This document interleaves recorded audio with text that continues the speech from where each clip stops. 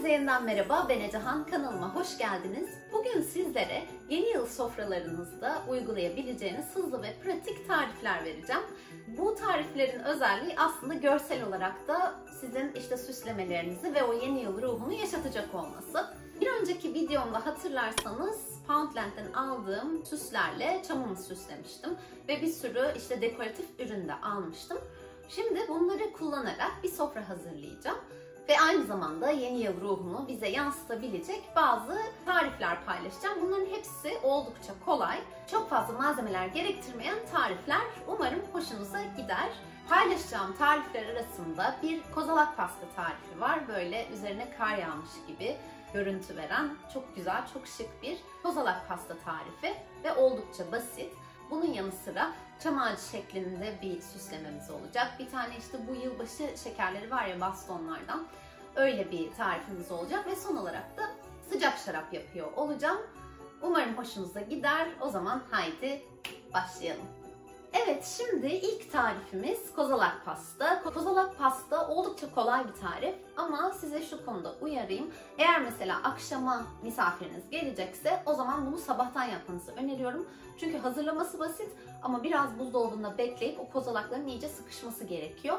Onun için kozalak pastayla başlamanızı tavsiye ederim. Ama süsleme kısmını en sona bırakıyoruz. Yani misafirlerimiz gelmeden hemen önce yapacağız. Şimdi gerekli malzemeleri sayayım. 100 gram tereyağı, 1 paket sütlü çikolata, 3 yemek kaşığı kakao, 2 yemek kaşığı bal, 1 paket cornflakes, bu kakaolu pirinç patlaklarından. Ama bir paket derken referans olarak 250 gramı alabilirsiniz. Dolayısıyla benim burada görmüş olduğunuz paketin biraz büyük. Onun için ben onun yaklaşık yarısını kullanacağım. Süslemek için pudra şekeri ve kivi. Bu limon sıkacağı ve streç filmin burada ne aradığını sorabilirsiniz. Çünkü kozalak pastamın kozalak görünümünü bu limon sıkacağını ters çevirerek ve içine streç film koyup oraya bütün malzemeleri doldurarak yapacağız. Zaten birazdan göreceksiniz. Hadi başlayalım o zaman. Şimdi ilk olarak benmari usulü tereyağımızı ve çikolatamızı eriteceğiz.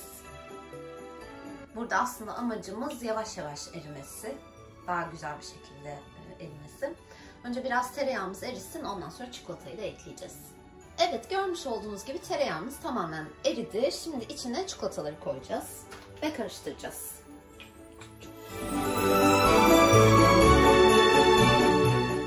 Çikolatalar da eridikten sonra hazır olacak aslında harcımız.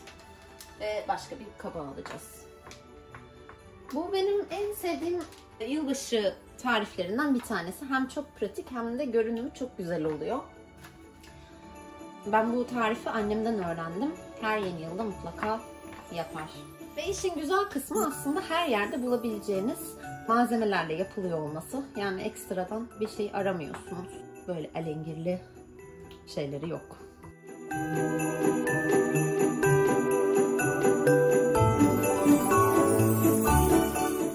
Bu benmari usulü çikolata eritmenin en güzel kısmı, ev muhteşem kokuyor şu anda. Gerçekten yavaş yavaş eridiği için çikolata. Ve gördüğünüz gibi şu an çikolatam tamamen eridi. Ve çikolatam tamamen eridiği için şimdi içine bir de kakao koyacağım.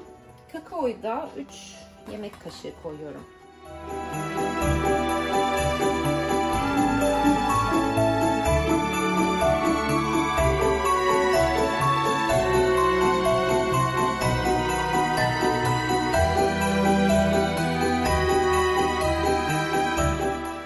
Gördüğünüz gibi kakaoyu da koyunca rengi biraz daha koyulaştı.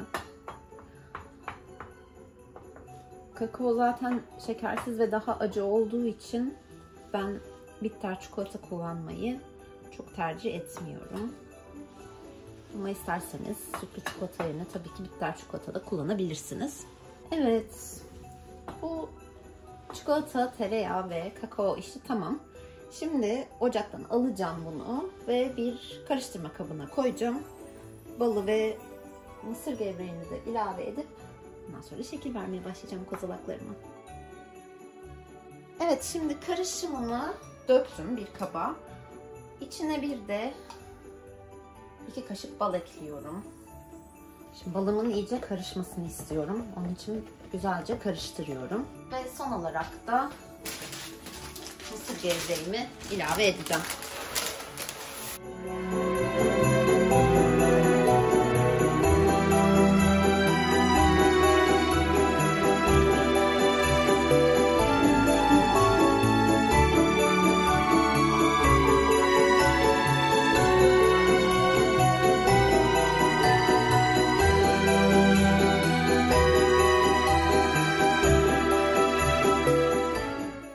Çikolatalı cornflakes kullanmayanlar da var.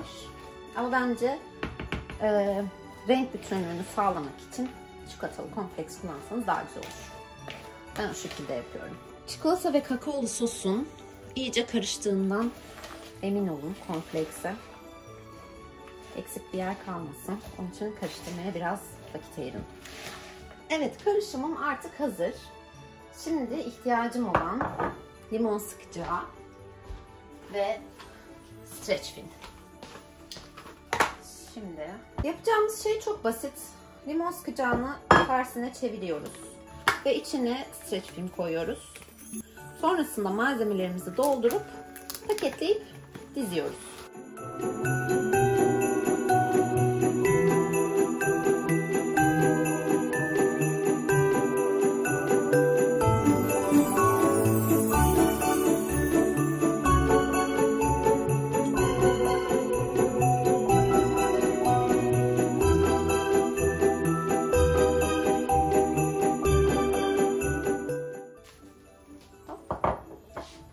Bakın bu şekilde çıkıyor. Bir sürü kozalağım oldu. Gördüğünüz gibi bayağı bereketli. Tabii kozalaklarınızın boyutu sizin evinizdeki limon sıkacağının büyüklüğüne göre değişir. Ve kozalak pastadan sonra şimdi de bir çam ağacı yapacağız. Aslında bu gerçekten çok basit. Çünkü sadece sebze ve peynir, bir çubuk kraker tarzı bir şey kullanarak yapacağız. Ama görsel olarak çok güzel duruyor. Kullanacağımız malzemeleri şimdi göstererek başlayayım ve hemen çam ağacımızı yapalım. Çam ağacımızı yaparken şöyle dikdörtgen bir şey kullanacağım, tabak kullanacağım. Ben bunu dikey olarak kullanacağım. Bu şekilde çamımı süsleyeceğim. Şimdi başlayalım. Kullanacağımız malzemeleri de şöyle göstereyim. 1 adet brokoli, çeri domates. Bu çubuk krakerlerden, siz isterseniz Türkiye'de yapacaksanız bu daha küçük çubuk krakerlerden de yapabilirsiniz. Sarı biber ve çeri ya da mini mozzarellalar. Evet, ilk olarak brokolileri dizerek başlayacağım. Böyle bir çam görüntüsü vermeye çalışacağım. Bunları iyice dibinden keselim ki tam dursun. Şöyle. Burada brokolilerinizin düzgün durması için aslında işin püf noktası tam dibinden kesmek. Çünkü diğer türlü brokolilerim istediğim gibi durmuyor.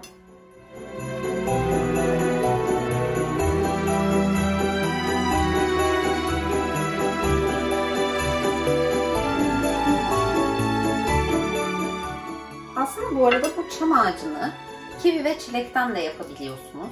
Ama ben bugün kivimi kozalak pastayı süslemek için kullanacağım. Çilekle de bu yılbaşı baston şekerlerinden yapacağım için bu da değişik olsun, daha tuzlu olsun diye düşündüm. Ve onun için sebze ve peynirden yapacağım. Bu arada brokolinizi seçerken mümkün olduğu kadar, yani hani normalde de zaten öyle yapıyorsunuzdur eminim ama ekstra yeşil olduğuna dikkat edin ki çamımız güzel gözüksün, değil mi? Sarısı az olsun. Çam ağacımızın bazını hazırladık. Şu an kaldırıp tabağa gösteremiyorum ama çok güzel oldu. Tam bir çam ağacı görünümünde oldu. Şimdi domateslerle, çeri domatesle üstüne süs yapacağım. Şimdi çeri domatesleri ben şöyle yarısını kestim. Böyle böyle süsleyeceğim. Evet, çam ağacımızı da süsledik. Evet, şimdi sarı biberimizden yıldız yapacağız. Bu da böyle yıldız gibi bir şey olsun. Bu grissini, çubuk kraker, artık elimizde ne varsa ondan da çamımızın gövdesini yapacağız. Evet, çamımızın bu kısmı da tamam. Şimdi son olarak mozzarellaları ekleyeceğim. Mozzarellalar da çamıma sanki böyle kar yağmış gibi gösterecek. Evet, çamımız hazır bile. Evet, şimdi kozalak pastamızı süslemek için kivilerimizi doğrayacağım. Kivilerimi böyle ince uzun şeklinde keseceğim. Biraz daha böyle işte çam yaprakları mı deseniz, normal yapraklar mı desek, hani öyle bir görünüm versin diye bize. Bunları gelişigüzel tabağa yerleştireceğim. En son zaten kozalakları üstüne koyduğumda son şeklini veririm.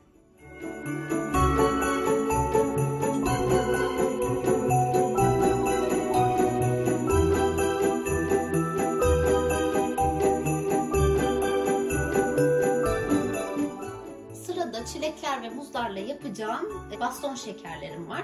Yalnız muzlar hemen kararacağı için ben önce çilekleri kesiyorum. Muzları da misafirlerim gelmeden hemen önce koyacağım aralarına.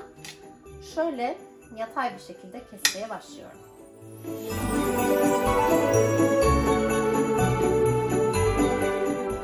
Evet, şimdi streç filmlerden çıkardım kozalaklarımı ve dizdim. Gördüğünüz gibi aralarına kiviler serpiştirdim. Şimdi birazdan da üzerine pudra şekeri dökeceğim. Evet, sıcak şarap yapımı için ihtiyacımız olan malzemeler: bir portakal, bir şişe kırmızı şarap, şeker, karanfil ve çubuk tarçın. Burada şarap seçiminiz aslında çok önemli değil. Ucuz bir şarabı da tercih edebilirsiniz. Sadece tek dikkat etmeniz gereken şey çok aromalı bir şarabın tercih edilmemesi. Çünkü çok aromalı bir şarap seçerseniz o zaman çok güzel olmuyor tadı sıcak şarabın. Portakalları kabuğuyla birlikte yatay bir şekilde kesip aralarına karanfiller sıkıştıracağım.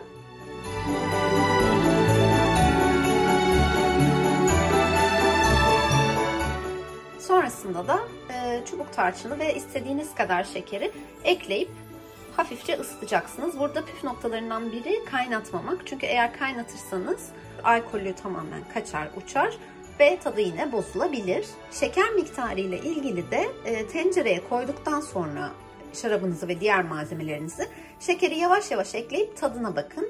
Hani herkes çok çünkü şekerli sevmeyebiliyor. Ben mesela çok şekerli sevmiyorum. Onun için yaklaşık bir şişe şaraba 2 çorba kaşığı şeker falan koyuyorum. Ama dediğim gibi siz yine kendi zevkinize göre bunu ayarlayabilirsiniz.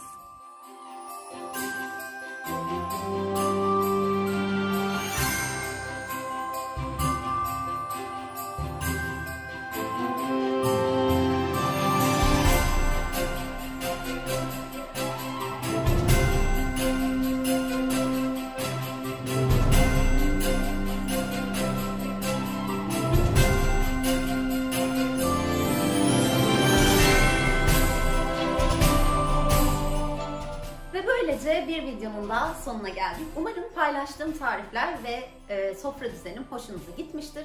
Videomu beğendiyseniz beğeni tıklamayı ve kanalıma abone olmayı unutmayın lütfen. Bir sonraki videoda görüşürüz. Hoşça kalın.